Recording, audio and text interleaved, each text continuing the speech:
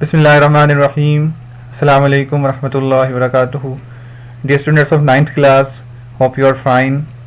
हमने आज के लेसन में एनर्जी बजट के हवाले से स्टडी करना है कि how mechanism of respiration produces ATP molecules and in which step how much ATP molecules we get and what is the net worth of respiration for the production of ATP।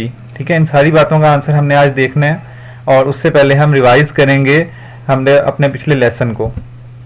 Ji students, हमने 3 steps के अंदर mechanism of respiration को study किया था और ये जो 3 steps हैं या जो 3 फेजेस हैं ये हमने अपनी आसानी के लिए, ताकि हमें ईजीली जो है ब्रीफली हमें मैकेनिज्म ऑफ रेस्पिरेशन क्लियर हो जाए।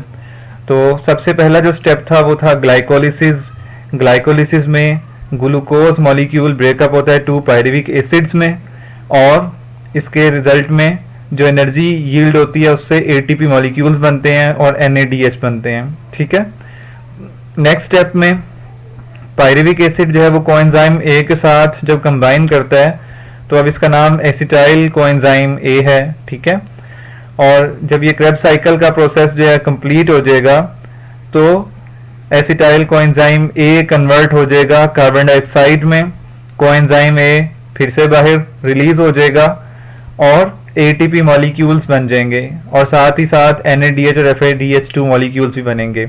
अब ये बेसिकली एनर्जी कैरियर्स मॉलिक्यूल्स हैं और यही मॉलिक्यूल्स आगे जाके इलेक्ट्रॉन ट्रांसपोर्ट चेन से जब ये अपने इलेक्ट्रॉन्स रिलीज करेंगे तो इलेक्ट्रॉन्स रिलीज होने के बाद जो इलेक्ट्रॉन्स किसी और जगह पे अब्जॉर्ब होंगे वो अपने अंदर से एनर्जी को रेडिएट कर देंगे, खारिज कर देंगे और उसके रिजल्ट में अगेन ATP मॉलिक्यूल्स बनेंगे। ठीक है, और इलेक्ट्रॉन रिलीज करने के बाद और हाइड्रोजन एटम्स रिलीज करने के बाद जो हाइड्रोजन एटम्स हैं वो कंबाइन करेंगे ऑक्सीजन से और रिजल्ट में H2O बनाएंगे और NADH। और जब ये इलेक्ट्रॉन्स लूज करेंगे तो जाहिर है इलेक्ट्रॉन लूज करने के बाद पॉजिटिव चार्ज आ जाएगा और ये पॉजिटिव चार्ज की शक्ल में ये रीसाइकिल हो जाएंगे और फिर से ये जैसे NAD पॉजिटिव और FAD पॉजिटिव आप देख सकते हैं कि फिर से ये पिछले प्रोसेसेस में इन्वॉल्व होना शुरू हो जाएंगे।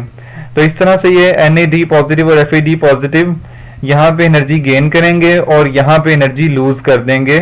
ठीक है, और इनका काम एज अ फैसिलिटेटर है, सिर्फ ये प्रोसेस को आगे बढ़ाने के लिए है और ये एनर्जी को जब ये अपने से रिलीज करेंगे तो उसके रिजल्ट में ATP बनाएंगे।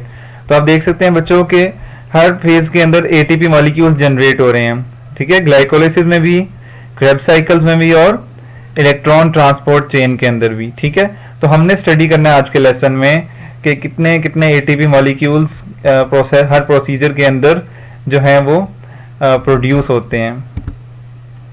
तो हमारे टॉपिक का नाम है the energy budget of respiration और जैसे हम बजट एक कॉमन वर्ड है जिसमें हम डिस्ट्रीब्यूट करते हैं अपने ओवरऑल रिसोर्सेज को डिफरेंट स्टेप्स के अंदर या डिफरेंट जो है कैटेगरीज के अंदर।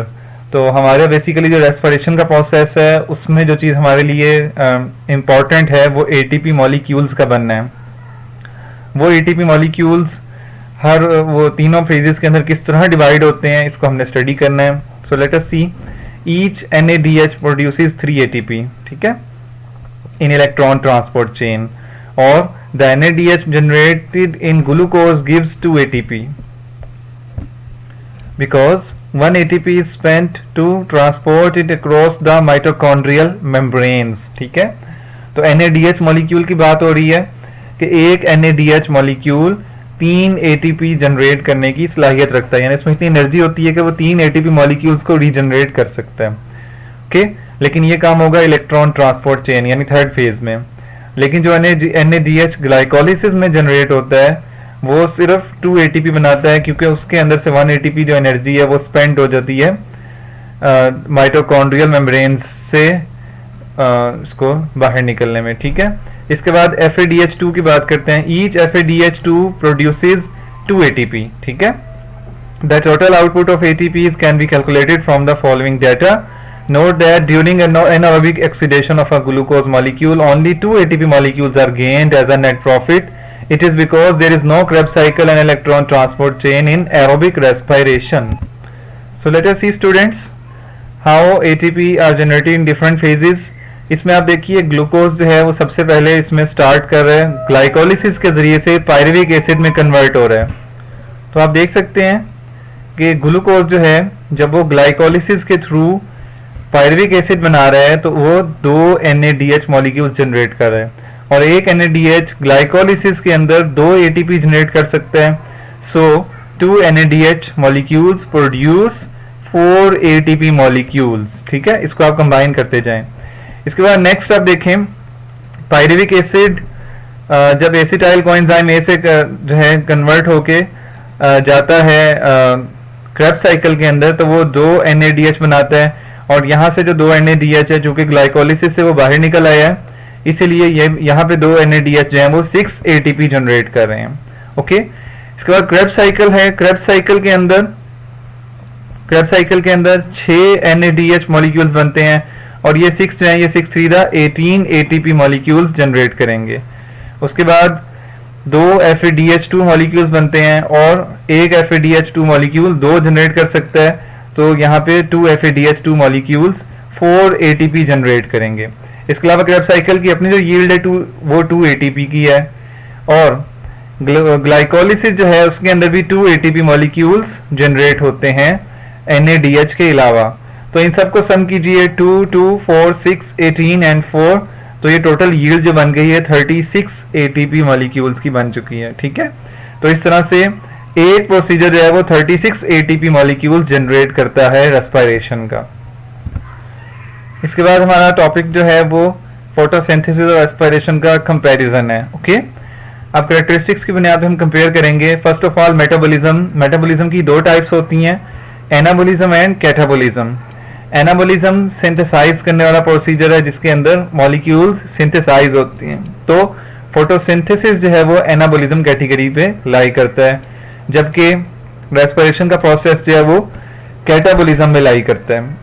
इसके बाद एनर्जी इन्वेस्टमेंट की बात करें, so investment of light energy to store in the form of bond energy, यानी फोटोसिंथेसिस के अंदर सनलाइट से एनर्जी ऑब्टेन होकर वो फूड की शक्ल में और फूड के अंदर जो केमिकल बॉन्ड है उसके अंदर स्टोर हो जाती है, जबकि रेस्पिरेशन के अंदर जो बॉन्ड एनर्जी होती है CH बॉन्ड एनर्जी जो फूड में है transformed into chemical energy of ATP। ठीक है, और वो ATP मॉलिक्यूल के अंदर केमिकल एनर्जी की फॉर्म में जो है वो ट्रांसफॉर्म हो जाती है, कन्वर्ट हो जाती है। ऑर्गेनिजम्स कैपेबल ऑफ, कौन सी ऑर्गेनिजम्स फोटोसिंथेसिस करती हैं, तो some bacteria, all algae and all plants. तो ये 3 कैटेगरीज हैं, आप लोगों ने याद रखनी है कि बैक्टीरिया फोटोसिंथेसिस करते हैं लेकिन सारे नहीं, कुछ बैक्टीरिया जिनके अंदर क्लोरोप्लास्ट होता है। इसके अलावा एल्गी और प्लांट्स की तमाम कैटेगरीज जो हैं वो फोटोसिंथेसिस के प्रोसीजर से गुजरती हैं। और रेस्पिरेशन ऑल ऑर्गेनिजम्स की बेसिक नीड में आता है, इसीलिए तमाम ऑर्गेनिजम्स में रेस्पिरेशन का प्रोसेस होता है। साइट ऑफ अकरेंस कहाँ पे होता है फोटोसिंथेसिस, क्लोरोप्लास्ट के अंदर, जबकि रेस्पिरेशन कहाँ होता है, centre of cytoplasm and mitochondria. Time of occurrence किस वक्त होता है फोटोसिंथेसिस, आप जानते हैं स्टूडेंट्स डे टाइम में होता है क्योंकि सनलाइट नाइट टाइम में अवेलेबल नहीं होती, जबकि रेस्पिरेशन जो है वो 24 आवर्स प्रोसेस है और हर वक्त होता रहता है।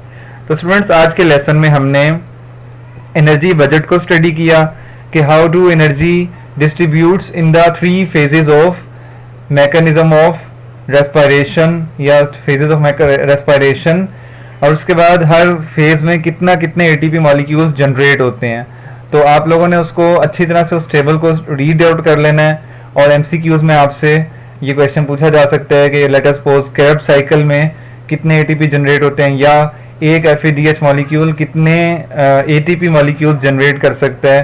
तो इस किस्म के क्वेश्चन वहां से आ सकते हैं, जबकि ये क्वेश्चन जो है वो आपको लॉन्ग क्वेश्चन की फॉर्म में भी आ सकते हैं। जो टेबल आपके सामने है, तो आप लोगों ने कंपैरिजन लिखना होगा, यानी कि क्वेश्चन यूं आएगा, can compare the process of photosynthesis and respiration, okay, या differentiate between photosynthesis and respiration.